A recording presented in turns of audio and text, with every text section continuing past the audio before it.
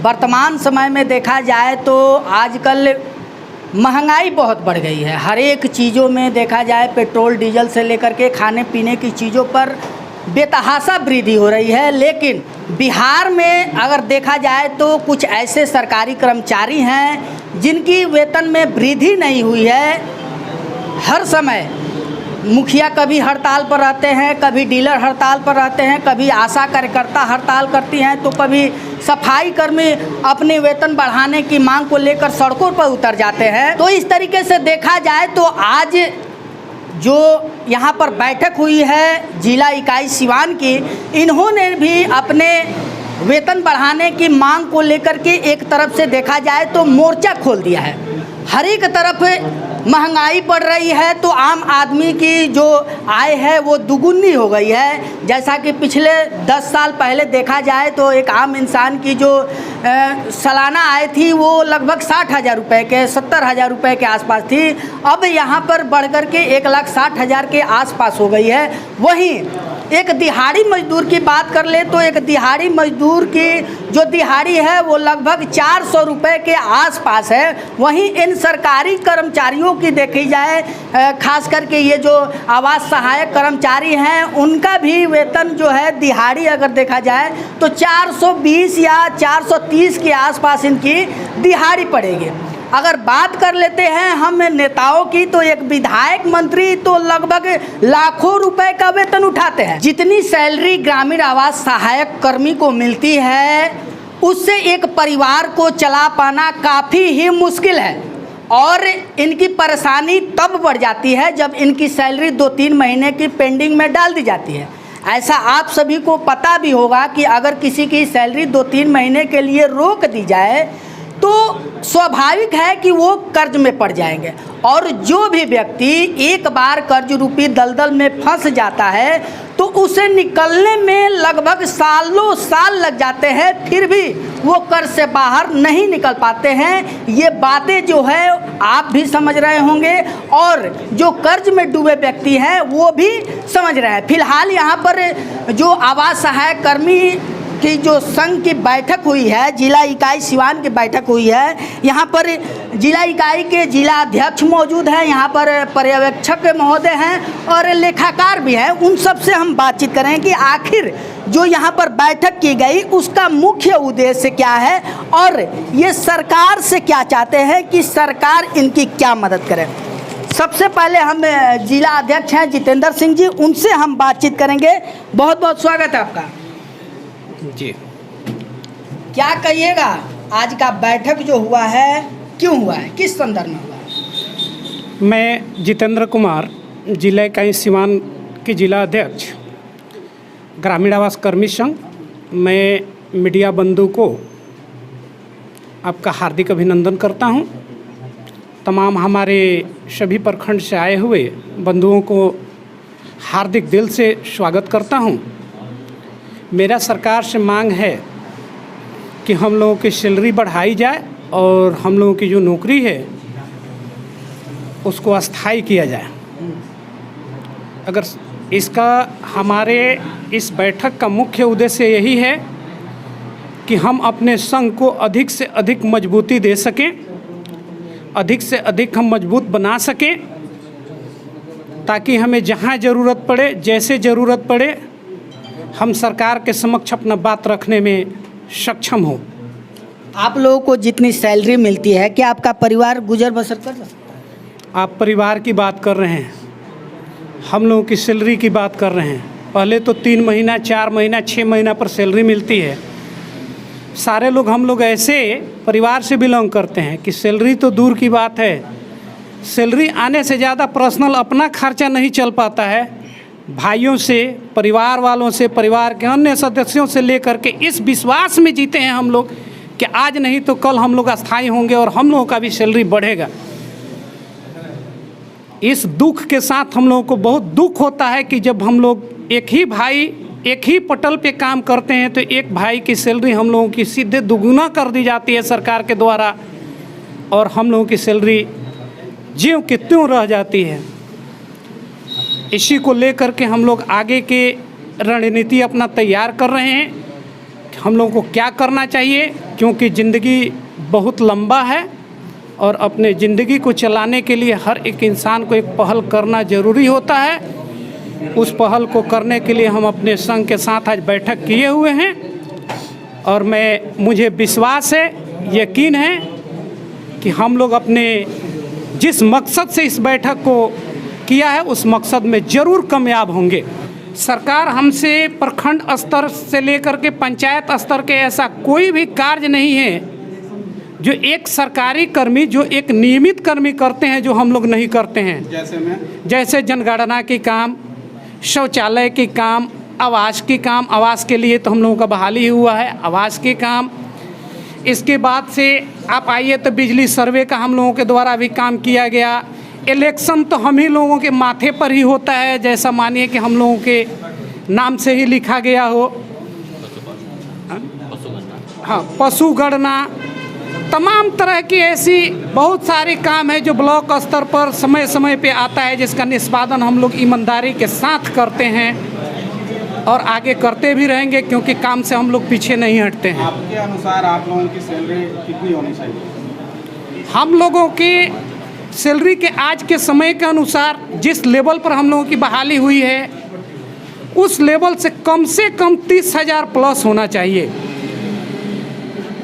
जितना काम लिया जाता है, बताइए, जिस पंचायत में लोग रह करके काम कर रहा है, मेरा कोई भी बंधु है उससे हमको जलन नहीं है, हमें खुशी है, लेकिन जो हमारे पंचायत के बंधु हैं, पंचायत में रह करके काम करना होता है तो उसको 25,000 प्लस 4,000 29,000 रुपये सैलरी दी जाती है। और हम लोग पंचायत से क्या अपने घर से 70 किलोमीटर, 60 किलोमीटर, 75 किलोमीटर दूर भी जा कर के ड्यूटी करते हैं तो हम लोगों की सैलरी मात्र 13,007 रुपया दी जाती है। कहाँ के न्याय है? मैं सरकार से यही मांग करता हूँ कि ये कहाँ का न्याय है इस सुशासन बाबू के सरकार में। जैसा कि इनका कहना है कि एक दाम और 100 काम, जिस प्रकार से एक ही सैलरी पर इनसे लगभग कई काम लिए जाते हैं। ब्लॉक के अलावा जितने भी कार्य हो गए, ये इलेक्शन भी कराते हैं, कहीं गिनती हो गया वो भी कराते हैं, हर एक चीज़ ये काम कराते हैं, लेकिन इनकी सैलरी जो है वो इनके मन मुताबिक नहीं है। अगर एक प्रखंड में देखा जाए तो लगभग इनका एरिया जो होता है 10-15 किलोमीटर का रेंज होता है, 30 किलोमीटर का इनका रेंज होता है और 30 किलोमीटर इनको जाना होता है डेली, या अपने गाड़ी से जाए या हाँ 4 पहिया से जाए, उसका जो खर्चा होता है लगभग 100-200 रुपये तो ऐसे ही निकल जाता है इन लोगों का। तो काफ़ी सारी मजबूरी है। और यहाँ पर सर अपना परिचय दें। हाँ, मेरा नाम विवेक कुमार हुआ, मैं ग्रामीण आवास सुपरवाइज़र हूँ। क्या आज क्या हुआ है, आज क्या निर्णय निकला है बैठक से? निर्णय, हम अपने संघ को और मजबूत बनाने के लिए इस पर वर्क करेंगे और करते रहेंगे इस पर, और उम्मीद करते हैं कि हमारा संघ आप माने कि जो भी मानदेय है हमारा उसको बढ़ाने के लिए सरकार से गुहार भी करेगी। सैलरी अभी ग्रामीण आवास सहायक की सैलरी 13,007 रुपये है, लेखापाल की सैलरी 17,000 कुछ है, और सुपरवाइज़र की सैलरी है 21,970 रुपये। अभी विकास मित्र की जो सैलरी है वो बढ़ी है। हाँ, अभी तो लेटर भी आया था और उनकी सैलरी भी बढ़ी है और अच्छी है। तो आप लोग भी चाहते हैं कि हमारा जो मानदेय है वो बढ़े? सरकार बिल्कुल, यदि सरकार ये सब माने सैलरी बढ़ानी ही चाहिए, क्योंकि महंगाई जैसे बढ़ रही है उस तरीके से सैलरी भी इंक्रीमेंट होनी चाहिए कि सब लोग का जीवन यापन अपना सही स्तर से कर सके। आज की मीटिंग से सरकार को यह संदेश देना चाहते हैं कि जैसे महंगाई हमें बढ़ रही है, जिस स्तर तक पहुंच चुकी है उस स्तर तक हम पर विचार करते हुए हमारा जो मानदेय है उसको जिस स्तर तक बढ़ाया जा सकता है सरकार हम पे ध्यान दे। आप लोगों ने इसके पहले कभी बात रखी थी मानदेय बढ़ाने को लेकर? ये तो हमारी जिला इकाई के अध्यक्ष ही बता सकते हैं, उनसे पूछ लिया जाए। क्या इसके पहले आप लोगों ने? हाँ, हमने कई बार इसके पहले भी सरकार के समक्ष अपना प्रस्ताव रखा है, लेकिन सरकार के द्वारा केवल आश्वासन मिला है, काम नहीं, जो कहा गया है वो किया नहीं गया है। अच्छा, जब आप जुड़े इस नौकरी से तो आपकी सैलरी मात्र 6,681। कब आप ज्वाइन किए?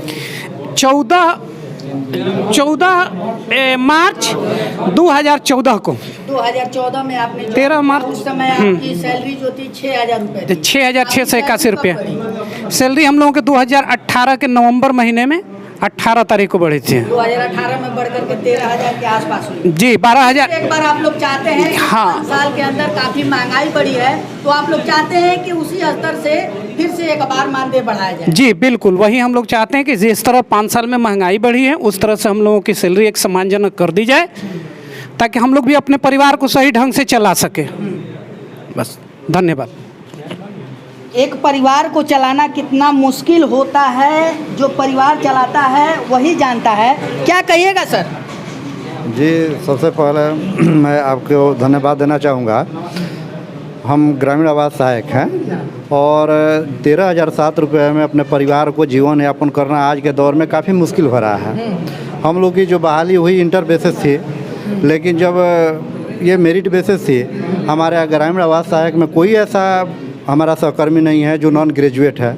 अगर ये एजुकेशन के बिना पर देखा जाए तो पूरे ब्लॉक में प्रखंड विकास पदाधिकारी को छोड़ दिया जाए तो हमारा ही एक ऐसा डिपार्टमेंट है कि पूर्ण रूपेण ग्रेजुएट है, और उस अकॉर्डिंगली अगर देखा जाए तो हम लोग का मानदेय 40 प्लस से कम नहीं होना चाहिए, जो कि एक परिवार को आज के दौर में चला पाना 40,000 में भी मुश्किल ही है। अरे सर, आप आज जो बैठक हुई इससे एक बात सामने निकल करके आई है कि जो ऊपर वाले हैं वो बोलते हैं कि जो आवास सहायक कर्मी की नौकरी है वो काफ़ी पैसे वाली नौकरी है। देखिए, सबका अपना अपना नज़रिया होता है, ठीक है। यहाँ आज मीडिया का दौर है, सोशल मीडिया है, इलेक्ट्रॉनिक मीडिया है, प्रिंट मीडिया है, सब सारी चीज़ें पारदर्शिता हैं, और प्रत्येक पंचायत में जनप्रतिनिधियों का एक बहुत बड़ा समूह है। कहने की बातें हैं कि ये जो हम लोग का जो पोस्ट है काफ़ी पैसे वाला है, ये एक मुँह की कहने की बात है, ऐसा पटल पे कुछ नहीं है। सैलरी नहीं बढ़ रहा है। देखिए, अब अपने कर्तव्य को हम लोग बखूबी पालन कर रहे हैं, ठीक है। अपने कर्तव्य का असली सच्चाई आप ही लोग बता सकते हैं कि असली सच्चाई क्या है। देखिए, अब सच्चाई यही है कि हम लोग का जो नियोजन हुआ है वो ग्रामीण पंचायत के जो ग्रामीण आवास सहायक हैं, जितने भी ग्राम पंचायत के जो प्रत्येक समुदाय और समुदाय विशेष से जो गरीबी रेखा के नीचे आते हैं, जिनको अपना रहने का अपना आवास नहीं है, उनको चयनित करके उनको आवास देने का हम लोग का काम है, ठीक है। और उनको जो राशि प्रदान की जाती है उनके खाते में प्रदान की जाती है। हम तो उनको नगद देते नहीं हैं कि उनकी पैसे रख लें। अब कहने के लिए कोई कुछ भी कह सकता है, लेकिन ये आपके कहने का मतलब है, सारे लोगों का कहने का मतलब है कि आप लोग पूरी ईमानदारी के साथ काम करते हैं। बिल्कुल। फिर हम इस काम के अलावा भी आप लोगों को बहुत सारे काम करने पड़ते हैं। बिल्कुल बिल्कुल। ब्लॉक से जो भी जिस तरह का वर्क हो उसमें आवास कर्मियों को सलाई रेंज की तरह लगा दिया जाता है। अच्छा। अगर किसी से कोई काम ना हो तो ग्रामीण आवास सहायक और ग्रामीण आवास कर्मी ही उसके लिए एबल होते हैं कि उस काम को बखूबी अपने तरीके से सक्षम और सही तरीके से उसको कर सके। चलिए, बहुत बहुत धन्यवाद। अपना नाम बता दीजिए। मेरा नाम रोहिदीन अहमद हुआ। चलिए, हम लोगों की मांग है कि भाई हम लोग पंचायत स्तर के कर्मी हैं और प्रखंड स्तर का कोई ऐसा कार्य नहीं है जो आवास कर्मियों से नहीं कराया जाता है। अच्छा, जबकि हम लोग स्पेशल एक कार्य के लिए डिप्यूट है, हर कार्य हमसे लिया जाता है, तो हम लोगों को भी सम्मानजनक वेतन मिलना चाहिए, ताकि सभी लोग क्वालिफाइड लोग हैं, है ना। और हम लोग को उतना वेतन मिलता है जिसमें हम लोग का भरण पोषण नहीं हो पा रहा है, हम लोग अपने बाल बच्चे को पढ़ा नहीं पा रहे हैं। इसलिए हम लोग सरकार से मांग करते हैं कि हम लोगों को इस बार कम से कम 40,000 रुपया वेतन दिया जाए, ताकि हम अपने परिवार को चला सकें। अच्छा, ये बताइए कि अगर देखा जाए तो एक दिन की जो आप लोगों की व्यय है, एक दिन का खर्च 400 से 500 रुपये आता होगा घर परिवार चलाने में। जी जी। तो कैसे आप लोग का गुजारा चल रहा है? उसी तरह कटौती करके चला रहे हैं, कभी नमक नहीं तो कभी तेल नहीं, कभी दाल नहीं तो कभी सब्जी नहीं, कभी दालें रोटी खा लेते हैं तो कभी सब्जी रोटी अच्छा, खाते हैं पर्व दोस्त त्योहार आता है तब क्या होता है? पर्व तो वैसे तो चलता है, जैसे खुशी के माहौल में नहीं हम लोग बुलाते हैं, किसी पड़ोसी से मांग करते हैं, किसी दूसरे से मांग करके अपना कार्य करते हैं कि आएगा वेतन तो दिया जाएगा, आते हैं तो वेतन बटाए था, फिर अगले फिर भुखमरी के कारण हम लोग चले जाते हैं। और 2-3 महीना सैलरी लग जाता है तब तो आप लोगों का हालत खराब होता है। वेतन नहीं मिलने पर भुखमरी की स्थिति में हम लोग हैं, कहीं आने जाना हम लोगों के लिए दिक्कत है, और प्रखंड स्तर पर रोज हम लोग को बुलाया जाता है, रोज काज कराया जाता है। इस स्थिति में हम यानी लोग ड्यूटी आप लोग को हमेशा देते हैं, पर डे हम लोग प्रखंड में जाते हैं, वीडियो साहब का जो आदेश होता है उसको करते हैं, लेकिन वेतन हम लोग लेकिन मन मुताबिक आप लोग को वेतन- लेकिन हम लोगों को सम्मानजनक वेतन नहीं मिल रहा है।